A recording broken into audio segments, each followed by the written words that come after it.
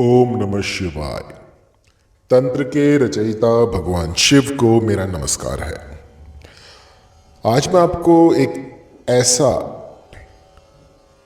प्रयोग बताऊंगा जिससे कि आप अपने किसी भी साध्य व्यक्ति को अपनी ओर आकर्षित कर सकते हैं। ये ऐसा कर्म है जिससे कि आप किसी भी स्त्री पुरुष को अपनी ओर उसका झुकाव कर सकते हैं, उसमें एक खिंचाव पैदा कर सकते हैं। मैंने पूरे भारत का भ्रमण किया है और जहाँ से मुझे जो मंत्र मिल जाता था मैंने उसको संजोया और मेरे अधिकांश मंत्र जो हैं उनका मैंने एक कलेक्शन बनाया। तो ऐसे भी कुछ मंत्र होते हैं जिनको कि पब्लिक डोमेन में नहीं दिया जाता, लेकिन फिर कभी कभी ऐसा मन आता है कि अगर ये मंत्र लोग प्रयोग नहीं करेंगे, इनकी सार्थकता इनको पता नहीं लगेगी, तो ये नष्ट हो जाएंगे, इनका कोई काम ही नहीं है। जब तक ज्ञान को छुपाया जाएगा तब तक वो ज्ञान जो है वो नष्ट ही होता रहेगा। यदि आप किसी चीज़ को बढ़ावा देना चाहते हैं तो उसके बारे में लोगों को पता होना चाहिए। जब तक आप वहाँ पहुँच ही नहीं सकते तो वहाँ तक पहुँचने का फिर कोई मतलब ही नहीं है। तो इसी कारण से मैं कुछ ऐसे अपने गिने चुने मंत्र जो कि मैंने एक अलग संग्रह जिनका बनाया था वो मैं आज आपको बताऊंगा। तो ये कुछ ऐसे रसायन होंगे, कुछ ऐसे मंत्र होंगे, कुछ ऐसे उपाय होंगे जो कि पलक झपकते ही काम करते हैं। कुछ ऐसे शाबर मंत्र होंगे जो कि स्वयं सिद्ध हैं। एक बार बोल दीजिए और अपनी आंखों के सामने उसका चमत्कार देखिए। तो बात बहुत पुरानी है। मैं राजस्थान के जोधपुर, बनाड़ इनमें घूमता था। तो यहाँ पर उस समय में काफ़ी बंजारे थे और मैं उनके पास जाकर ये सारी विद्याएं जो है ग्रहण करता था। तो ऐसे ऐसे चमत्कार, ऐसी ऐसी चीज़ें मुझे देखने को मिली जो कि आपको किसी और प्रांत में नहीं मिलेंगी। राजस्थान की भूमि में ही कुछ ऐसा है जो कि अलौकिक है। अभी भी वहाँ पर शक्तियाँ जागृत हैं।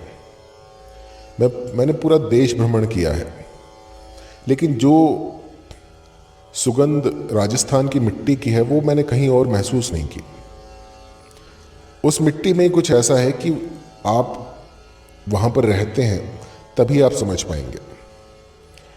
वहाँ पर सबसे ज़रूरी जो साधना के लिए है वो है एकांत। आपको इतनी दूर दूर तक घर दिखेंगे कि बस पूछे ही मत। एक घर यहाँ पे तो दूसरा 10 किलोमीटर पे, तो इतना गैप होता है घरों में। अब मैं सिटियों की बात नहीं कर रहा जैसे जयपुर हो गया या फिर जोधपुर की मेन सिटी होगी, नहीं। मैं बात कर रहा हूँ कुछ ऐसी जगहों की जहाँ पर की साधना बहुत ही सरल तरीके से की जा सकती है। पहाड़ हैं, पहाड़ों पर आप जाइए और साधनाएं कीजिए।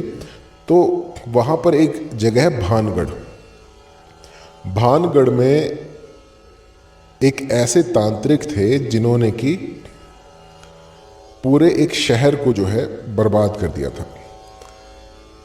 तो ऐसी विद्या सोचिए कैसे कैसे लोग उस समय पर रहे होंगे, किस तरह की विद्याएं होंगी, और वो सब लुप्त हो चुकी हैं।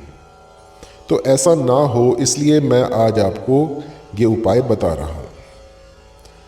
ये कर्म जो है इसको बरसात में किया जाता है।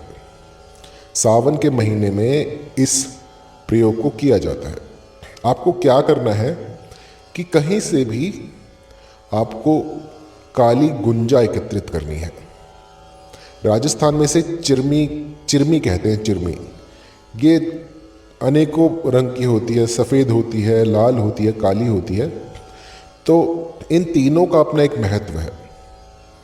जो काली गुंजा होती है वो माँ काली का रूप होती है, और जो लाल गुंजा होती है वो माँ भगवती का, माँ लक्ष्मी का रूप होती है, और जो सफ़ेद गुंजा होती है वो माँ सरस्वती का रूप होती है।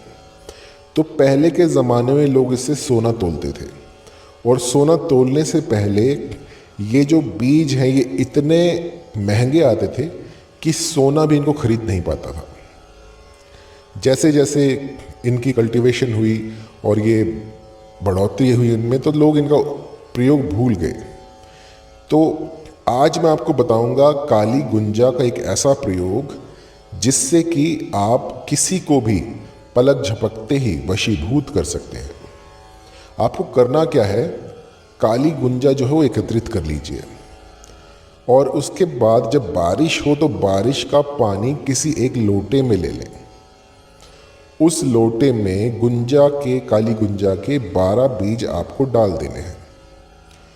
एक दिन के लिए उन बीजों को वहीं पर रहने दें और उसके बाद आपको वो बीज वहाँ से निकालकर लगा देने हैं। लगाने के बाद जो है आपको उस साध्य व्यक्ति का नाम लेना है और कहना है कि मुझे इस स्त्री से प्रेम हो गया है और ये मेरे वश में हो जाए, या फिर जो भी आप यहाँ पे अपना जो भी मनोरथ हो वो स्पष्ट कर सकते हैं कि इस स्त्री का या इस पुरुष का मुझसे प्रेम हो जाए, और एक एक बीज लगाते जाएं। ये 12 बीज आपको लगा देने हैं और देखें सबसे पहले कौन सा बीज जो है वो अंकुरित होता है। जैसे जैसे ये बेल बढ़ेगी वैसे वैसे आपके साथी के मन में चटपटी लगेगी और ऐसी चटपटी होगी कि वो सब कुछ भूलकर बस आप ही का हो जाएगा। इतना प्रभावी, इतना तीव्र असर करने वाला ये प्रयोग है जो कि आप देखते देखते हैरान हो जाएंगे।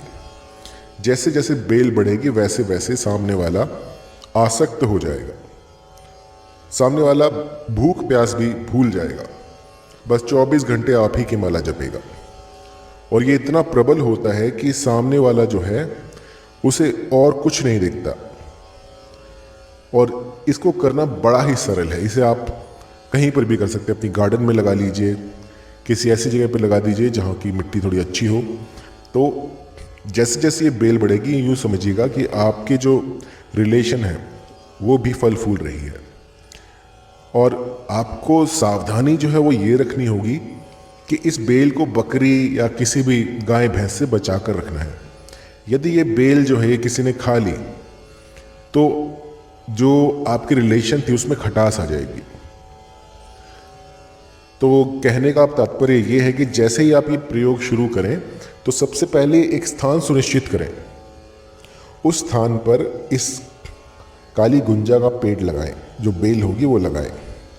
और इसका आपको ध्यान भी रखना है कि इसे कोई खाए ना, कोई तोड़े ना, क्योंकि यदि ये बीच में से टूट जाती है या फिर किसी कारणवश भारी बारिश हो जाए या फिर कुछ पेड़ पूड़ इस पर गिर जाए, यदि ये टूट गई तो आपका रिश्ता जो है वो खराब हो जाएगा। तो अच्छी तरह से अपने स्थान को सुनिश्चित करने के बाद ही ये प्रयोग करें।